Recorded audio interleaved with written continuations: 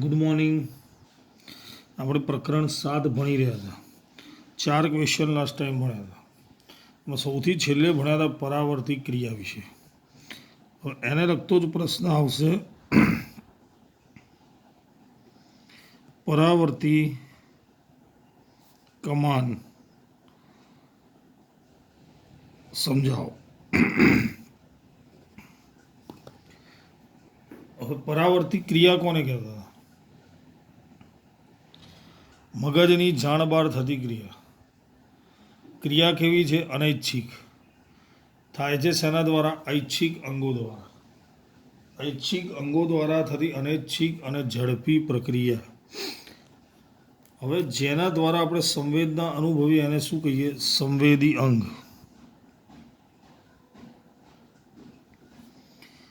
સંવેદી અંગથી કરોડરજ્જુ અને કરોડરજ્જુથી પ્રેરક અથવા ચાલક અંગ સુધી રચાતી કાર્યની કમાનને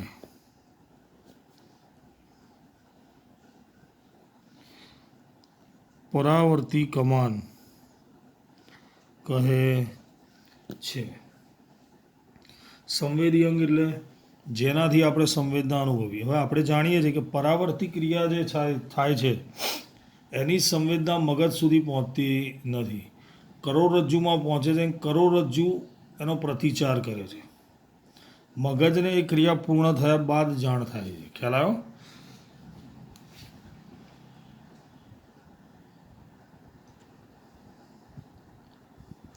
ચલો હવે એનું ઉદાહરણ જોઈએ.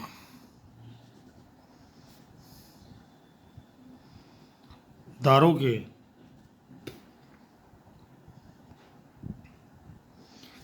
ભૂલથી ગરમ વસ્તુને હાથ અડકતા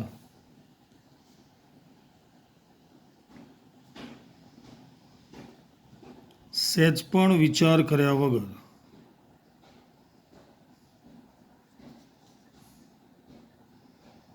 હાથ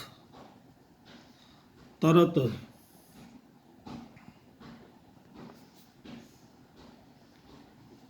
પાછો ખેંચી લઈએ છીએ.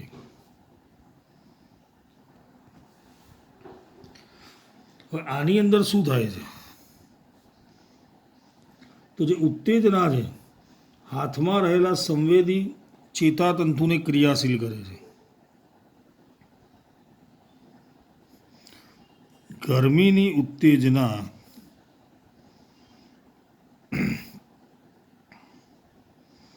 હાથમાં રહેલા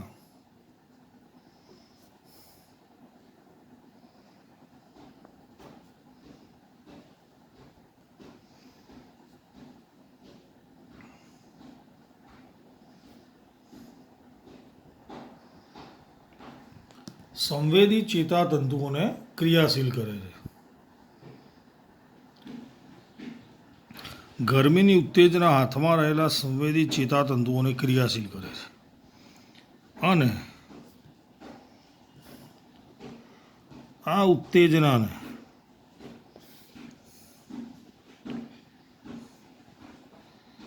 કરોડરજ્જુ તરફ લઈ જાય છે. કરોડરજ્જુમાં રહેલા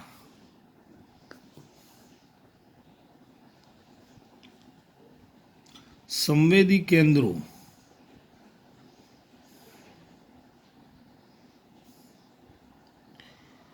ઉત્તેજનાને અનુરૂપ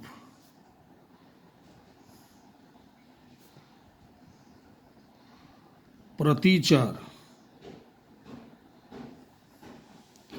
તૈયાર કરે છે. આ પ્રતિચાર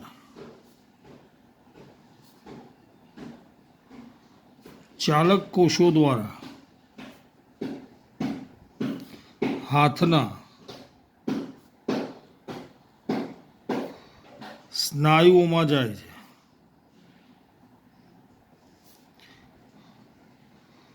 સ્નાયુઓ સંકોચન પામી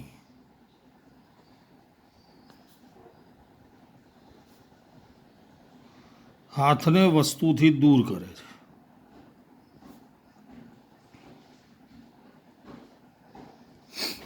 એટલે જે ત્વચા દ્વારા આપણે સંવેદના અનુભવી તે સંવેદી અંગ છે. સંવેદી અંગથી સંવેદના ક્યાં જાય છે? કરોડરજ્જુમાં. કરોડરજ્જુમાંથી ક્યાં થાય છે? પ્રતિચારક કોષો દ્વારા ચાલક અંગોમાં. હાથ એ ચાલક અંગ છે. એના સ્નાયુમાં જાય છે. સ્નાયુનું સંકોચન થાય છે, જેને કારણે આપણે હાથ ત્યાંથી પાછો લઈ લઈએ છીએ. ખ્યાલ આવી ગયો?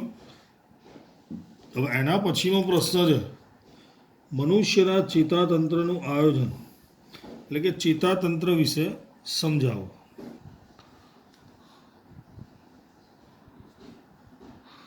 ચલો, પ્રશ્ન શું છે? મનુષ્યના ચેતાતંત્રના પ્રકાર લખી સામાન્ય કાર્યો જણાવો. ચલો, સૌથી પહેલાં આપણે ચાર્ટ દોરીએ એનો.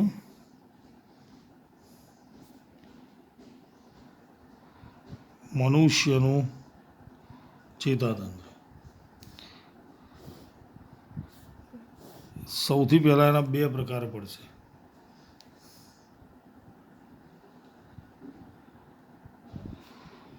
મધ્યસ્થ ચેતાતંત્ર,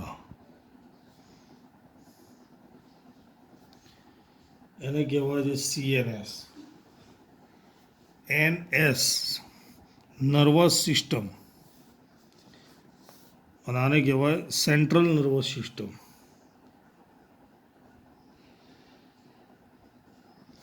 પરિઘવર્તી ચેતાતંત્ર, જેને કહેવાય PNS. આના બે ભાગ છે, મગજ,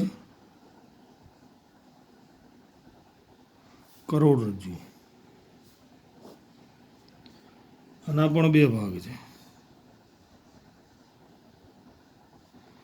મસ્તિષ્ક ચેતા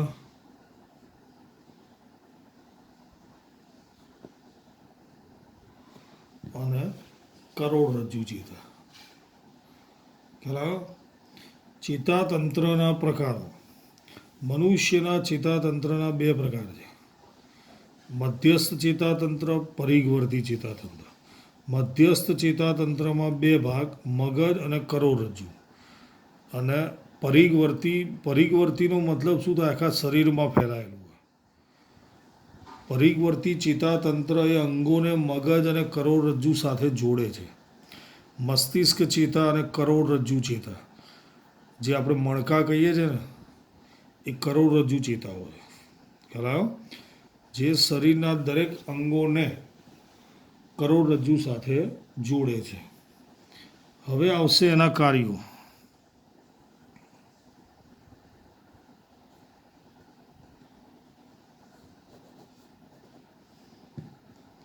પહેલું CNS, એટલે કે મધ્યસ્થ ચેતાતંત્ર.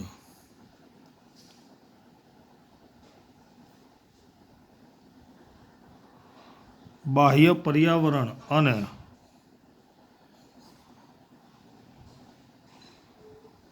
શરીરના બધા ભાગોમાંથી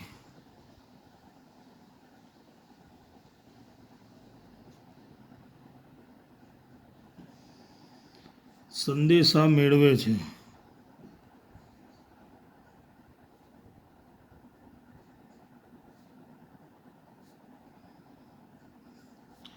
અને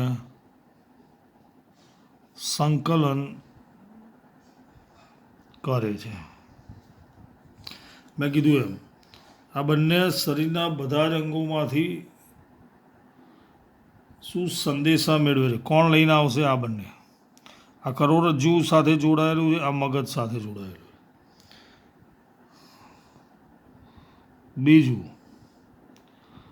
કરોડરજ્જુ પરાવર્તી ક્રિયા સાથે સંકળાય છે.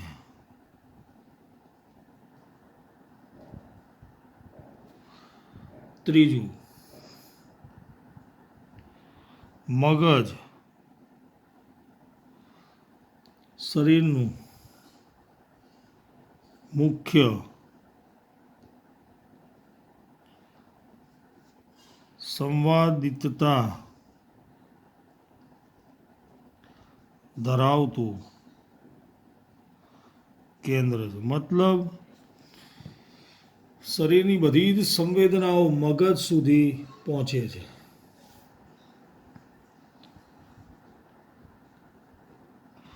મગજ આપણને વિચારવાની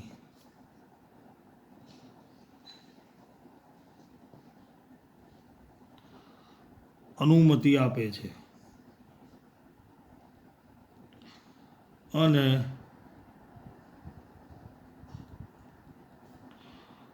વિચાર આધારિત ક્રિયા કરવા માટે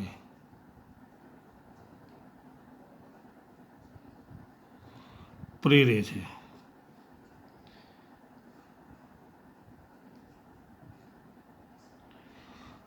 પરિઘવર્તી ચેતાતંત્ર, મેં હમણાં કીધું એમ, એ શું કરે છે? આ બંનેને એટલે કે CNS મધ્યસ્થ ચેતાતંત્રને શરીરના અંગો સાથે જોડે છે.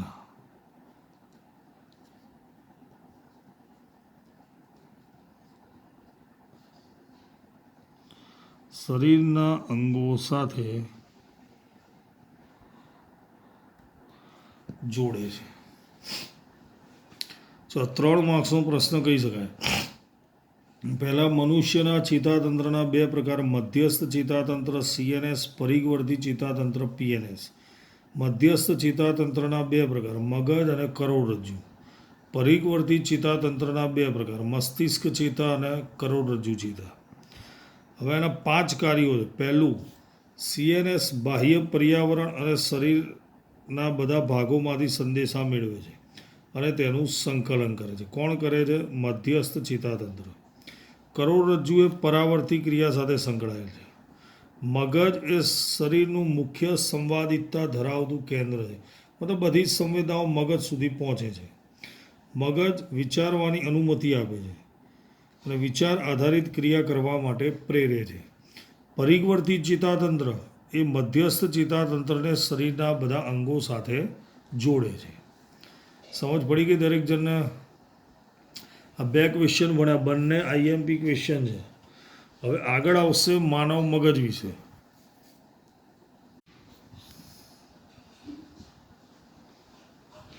ચલો, એના પછીનો ક્વેશ્ચન છે,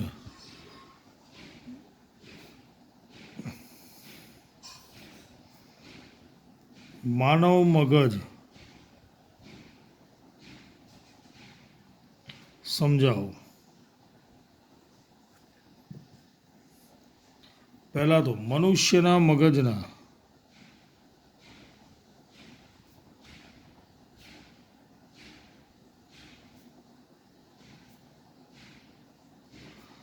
ત્રણ ભાગો છે. કેટલા ભાગો છે? 3. 1, અગ્ર મગજ, મધ્ય મગજ, પશ્વ અથવા નાનું મગજ. મનુષ્યના મગજના ભાગો કેટલા છે? અગ્ર, મધ્ય અને પશ્વ. પહેલું છે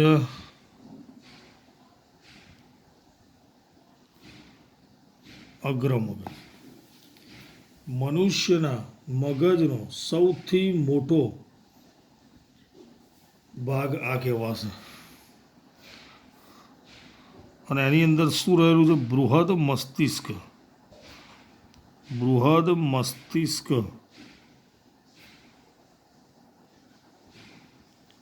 ધરાવતો ભાગ છે. અને વિચારવાનું કાર્ય કરતો ભાગ છે.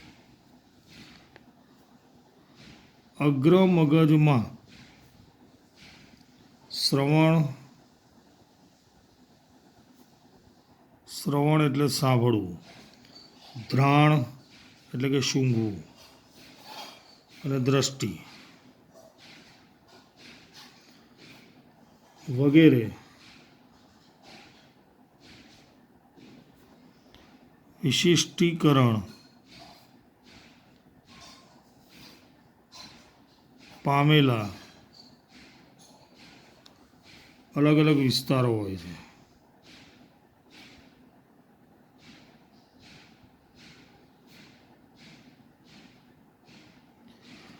મતલબ જો પહેલાં તો અગ્ર મગજ એ મગજનો સૌથી મોટો ભાગ છે. એમાં બૃહદ મસ્તિષ્ક જે હોય છે એ મગજનો ખૂબ જ મોટો ભાગ રોકે છે, જેનું કાર્ય મુખ્ય છે વિચારવાનું, વિચારીને પછી એનો જવાબ એટલે કે બોલવાનું. એમાં શ્રવણ, ધ્રાણ અને દ્રષ્ટિ માટેના સંવેદી કેન્દ્રો હોય છે. મતલબ કોઈ વસ્તુ આપણે સાંભળીએ પછી એનો જવાબ આપીએ છીએ. સાંભળીએ પછી પહેલાં શું કરીએ છીએ? વિચારીએ છીએ, પછી એનો આન્સર આપીએ છીએ. સમજ પડી બોલ્યો એ? શ્રવણ, ધ્રાણ એટલે સૂંઘવું, દ્રષ્ટિ એટલે જોવું. ચલો, તેમાં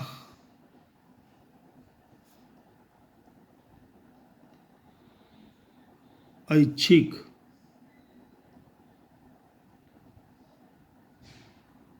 સ્નાયુઓના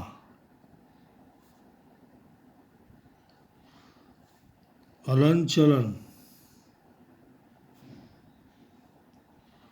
ની ક્રિયાનું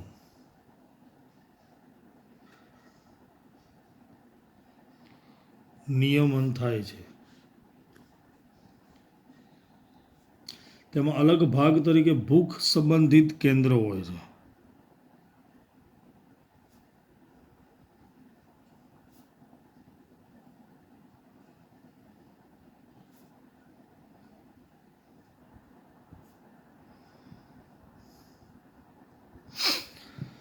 ચલો, અગ્ર મગજમાં આટલું લખીશું. બૃહદ મસ્તિષ્ક ધરાવતો ભાગ અને વિચારવાનું કાર્ય કરતો ભાગ છે. તેમાં શ્રવણ, ધ્રાણ, દ્રષ્ટિ વગેરે વિશિષ્ટીકરણ પામેલા અલગ અલગ વિસ્તારો હોય છે. તેમાં ઐચ્છિક સ્નાયુના હલનચલનની ક્રિયાનું નિયમન થાય છે. ભૂખ સંબંધી કેન્દ્રો હોય છે. ચલો, બીજો પ્રકાર કયો આવશે? બીજો ભાગ, સોરી, મધ્ય મગજ. તે ચતુષ્કાય મગજનો મધ્ય ભાગ છે.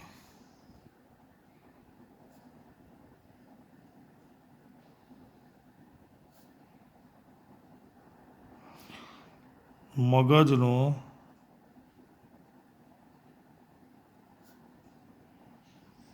મધ્ય ભાગ છે. તેમાં દ્રષ્ટિ અને શ્રવણની પરાવર્તી ક્રિયાના કેન્દ્રો હોય છે. ચલો, મધ્ય મગજમાં આટલું જ આવશે. બે સંવેદનાઓ અનુભવે, દ્રષ્ટિ અને શ્રવણ. ત્રીજું આવશે પશ્વ મગજ, અથવા એને શું કહીએ? નાનું મગજ. એમાં પોન્સ એટલે કે સેતુ, લંબ મજ્જા અને અનુમસ્તિષ્ક એ ત્રણ પશ્વ મગજના ભાગો છે. પશ્વ મગજના કેટલા ભાગ છે? ત્રણ. પોન્સ એટલે કે સેતુ, લંબ મજ્જા અને અનુમસ્તિષ્ક. હવે એમાંથી અનૈચ્છિક ક્રિયાઓ, અનૈચ્છિક એટલે રુધિરનું દબાણ, લાળ રસનો સ્ત્રાવ, ઉલટી થવી,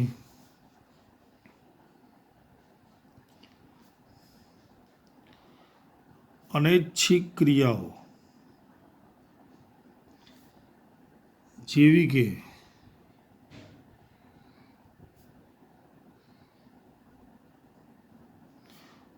રુધિરનું દબાણ,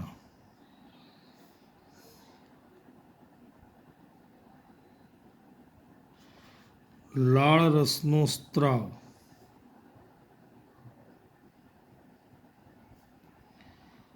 ઉલટી થવી, આ દરેક ક્રિયાઓ લંબ મજ્જા દ્વારા નિયંત્રિત થાય છે.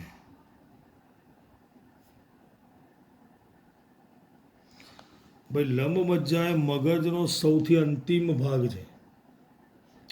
લંબ મજ્જા એ મગજનો સૌથી અંતિમ ભાગ છે. અનૈચ્છિક ક્રિયાઓનું નિયંત્રણ લંબ મજ્જામાં થાય. જેમ કે અહીંયા 3 લખ્યું છે: રુધિરનું દબાણ, લાળ રસનો સ્રાવ, ઉલટી થવી. આ સિવાય એડકી આવવી, ઉધરસ, છીંક, હૃદયના ધબકારા, શ્વાસોશ્વાસ, આ બધી જ ક્રિયાઓનું નિયંત્રણ લંબ મજ્જામાંથી થાય છે. એટલે ક્યારેક મગજના નીચેના ભાગમાં જો વાગી જાય તો માણસ મૃત્યુ પામે છે. લોહી બહાર નહીં નીકળે શરીરમાંથી, પણ મરી જશે. જેને આપણે કહીએ છીએ હેમરેજ, એ લંબ મજ્જાને ઈજા થવાથી એ થાય છે. કારણ કે એને ઈજા થાય એટલે શ્વાસોશ્વાસ, હૃદયના ધબકારા બંધ થઈ જાય. તો શું થાય? માણસ મૃત્યુ પામે છે. હવે અનુમસ્તિષ્ક,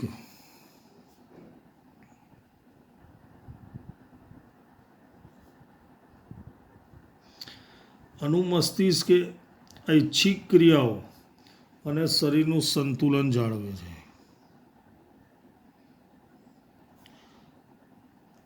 ઐચ્છિક ક્રિયાઓનું નિયંત્રણ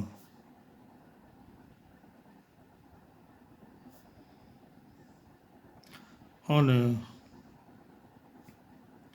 શરીરનું સંતુલન જાળવે છે. સમજ પડી? ચલો, મનુષ્યના મગજના ભાગો કેટલા છે? 3. અગ્ર મગજ, મધ્ય મગજ અને પશ્વ મગજ. સૌથી પહેલું છે અગ્ર મગજ. બૃહદ મસ્તિષ્ક ધરાવતો ભાગ છે અને વિચારવાનું કાર્ય કરે છે. તેમાં શ્રવણ, ઘ્રાણ અને દ્રષ્ટિ વગેરે વિશિષ્ટીકરણ, દ્રષ્ટિ માટેના સંવેદી કેન્દ્રો હોય છે. ઐચ્છિક સ્નાયુના હલનચલનની ક્રિયાનું નિયમન થાય છે. એમાં ભૂખ સંબંધી કેન્દ્રો પણ હોય છે. મધ્ય મગજ, મગજનો મધ્ય ભાગ છે. દ્રષ્ટિ અને શ્રવણની પરાવર્તી ક્રિયાના કેન્દ્રો ત્યાં રહેલા છે. પશ્વ મગજ અથવા એને નાનું મગજ પણ કહે છે, પણ શરીરનો સૌથી અગત્યનું અંગ છે. તેમાં સેતુ, લંબ મજ્જા અને અનુમસ્તિષ્ક હોય છે. જેમાંથી અનુમસ્તિષ્ક એ શરીરનું સંતુલન જાળવે છે. આપણે સીધા ઊભા રહી શકીએ છીએ, સાયકલ બેલેન્સ કરીને ચલાવીએ છીએ. એ બધું સંતુલન જાળવવાનું કાર્ય કોનું છે? અનુમસ્તિષ્ક. લંબ મજ્જાની અંદર અનૈચ્છિક ક્રિયાઓનું નિયંત્રણ થાય છે. હૃદયના ધબકારા, શ્વાસોશ્વાસ, રુધિરનું દબાણ, લાળ રસનો સ્ત્રાવ, ઉલટી થવી, એડકી આવવી, આ બધી જ ક્રિયાઓનું નિયંત્રણ ક્યાં થાય છે? લંબ મજ્જામાં. લંબ મજ્જાને ઈજા થાય તો શું થાય છે? મૃત્યુ થાય છે. એનું કારણ આ છે. ખ્યાલ ગયો? ચલો, હવે એના પછીનો પ્રશ્ન છે,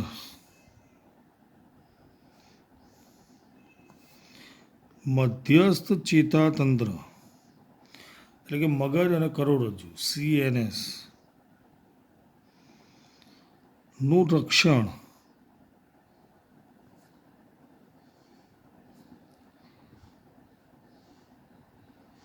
કેવી રીતે થાય છે?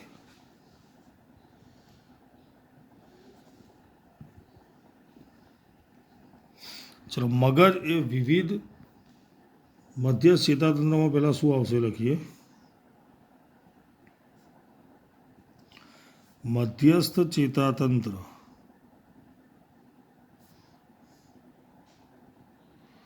મગજ અને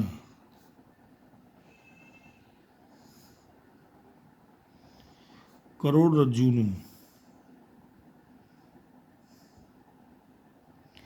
બનેલું છે. મગજ વિવિધ ક્રિયાઓ માટે અગત્યનું અને નાજુક અંગ છે.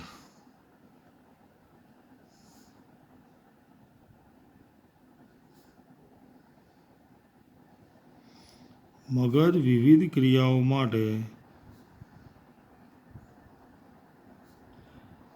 અગત્યનું અને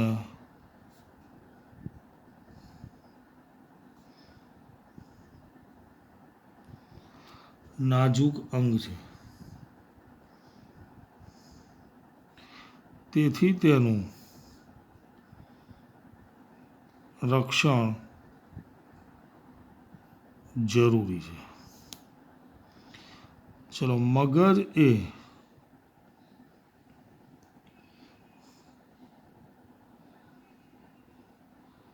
મસ્તિષ્ક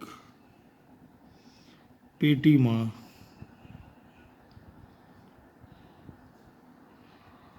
રક્ષાયેલું છે. મસ્તિષ્ક પેટી એટલે કે ખોપરી, ખોપરીની અંદર રક્ષાયેલું છે. હવે મગજ અને ખોપરી એની વચ્ચે એટલે કે મસ્તક પેટીની અંદર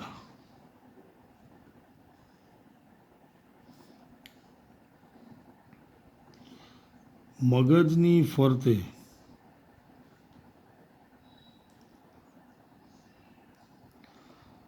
ત્રણ આવરણ હોય છે. કેટલા આવરણ હોય છે? 3. જેને મસ્તિષ્ક આવરણ કહે છે.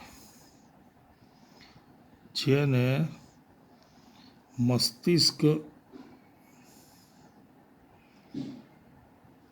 આવરણ કહે છે. એ મસ્તિષ્ક આવરણની વચ્ચે પ્રવાહી આવેલું છે.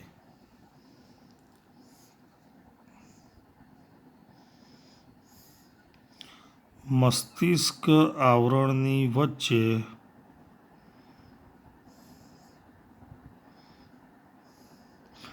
પ્રવાહી રહેલું છે, જેને મસ્તિષ્ક મેરુજળ કહે છે. જે મગજને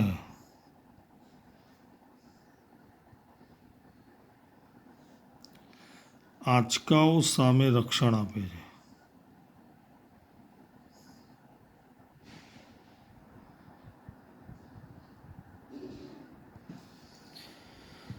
ચલો, મધ્યસ્થ ચેતાતંત્ર મગજ અને કરોડરજ્જુનું બનેલું છે. મગજ વિવિધ ક્રિયાઓ માટે અગત્યનું અને નાજુક અંગ છે. તેથી તેનું રક્ષણ કરવું જરૂરી છે. હવે મગજ આપણે જાણીએ છીએ મસ્તિષ્ક પેટીમાં રહેલું છે. મસ્તિષ્ક પેટીમાં મગજની ફરતે 3 આવરણ છે, જેને મસ્તિષ્ક આવરણ કહે છે. મસ્તિષ્ક આવરણની વચ્ચે પ્રવાહી રહેલું છે, જેને મસ્તિષ્ક મેરુજળ કહે છે. જે મગજને આંચકાઓ સામે રક્ષણ આપે છે. બરાબર. હવે બીજો અંગ એનું કયું છે? કરોડરજ્જુ. કરોડરજ્જુ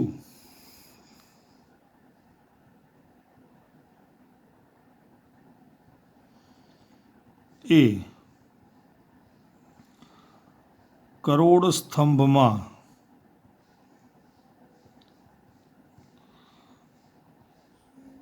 રક્ષાયેલું છે. કરોડ સ્તંભ એક લાંબુ હાડકું છે, જે પૃષ્ઠવંશી પ્રાણીઓમાં રહેલું હોય છે. બરાબર. એક કરોડ સ્તંભની અંદર કરોડરજ્જુ રક્ષાયેલું હોય છે. ચલો હવે એના પછી આગળનો પ્રશ્ન આવશે. હવે વનસ્પતિની વાત કરીએ. આ તો મનુષ્યમાં આપણે ભણ્યા.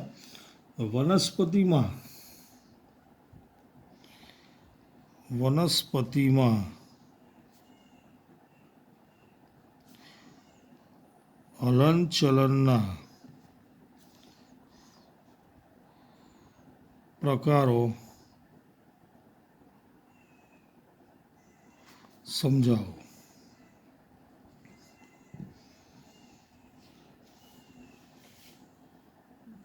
વનસ્પતિમાં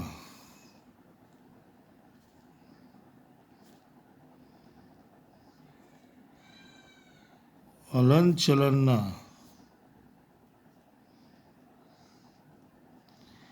બે પ્રકાર છે. એક વૃદ્ધિ આધારિત હલનચલન,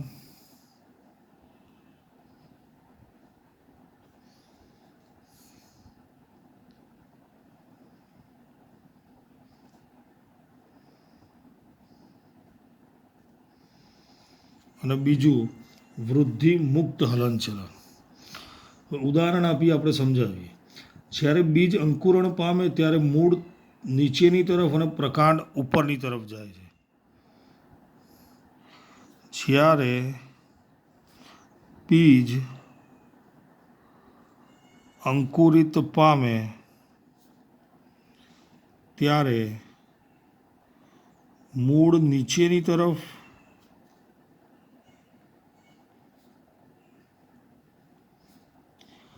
અને પ્રકાંડ ઉપરની તરફ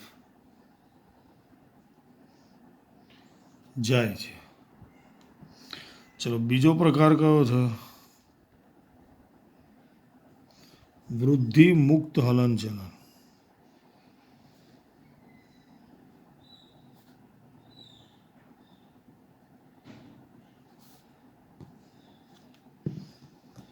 જ્યારે લજામણીના પર્ણોને સ્પર્શ કરવામાં આવે ત્યારે તે ઝડપથી બીડાઈ જાય છે.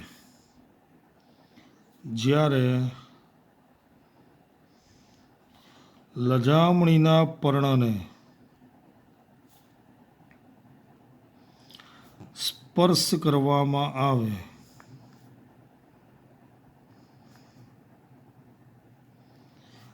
ત્યારે તે ઝડપથી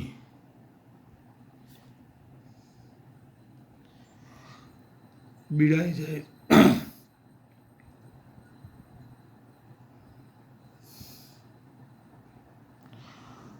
આ ગતિનો વૃદ્ધિ સાથે કોઈ સંબંધ નથી.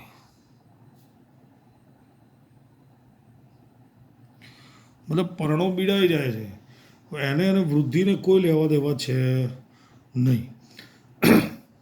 ચલો બે પ્રશ્નો પડે આપણે કે મગજનું રક્ષણ. તો મગજ એ અગત્યનું અંગ છે એટલે એનું રક્ષણ કરવું જરૂરી છે. મગજ ખોપરીમાં રક્ષાયેલું છે. તેની ફરતે 3 આવરણ છે જેને મસ્તિષ્ક આવરણ કહે છે, અને એની વચ્ચે રહેલું પ્રવાહી જેને મસ્તિષ્ક મેરુજળ કહે છે, જે મગજને આંચકાઓ સામે રક્ષણ આપે છે. ખ્યાલ આવી ગયો? હવે વનસ્પતિમાં હલનચલનના પ્રકારો બે પ્રકાર છે. વૃદ્ધિ આધારિત હલનચલન.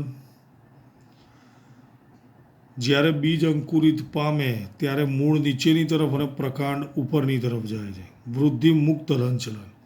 જ્યારે લજામણીના પર્ણને સ્પર્શ કરવામાં આવે ત્યારે તે ઝડપથી બીડાઈ જાય છે. હવે આને વૃદ્ધિ સાથે કોઈ લેવા દેવા નથી, એટલે એને વૃદ્ધિ મુક્ત હલનચલન કહીશું. એમાં કોઈ વનસ્પતિની વૃદ્ધિ થતી નથી. એનું કદ તો જેટલું છે એટલું જ રહેશે, ફક્ત એ બીડાઈ જાય છે, બંધ થઈ જશે. ખ્યાલ આવી ગયો? ટોટલ 5 ક્વેશ્ચન ભણ્યા છે આપણે.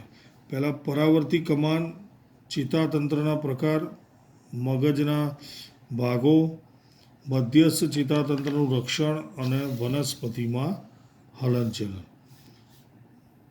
દરેક ક્વેશ્ચન વ્યવસ્થિત લખી અને તૈયાર પણ કરીશું. ઓકે.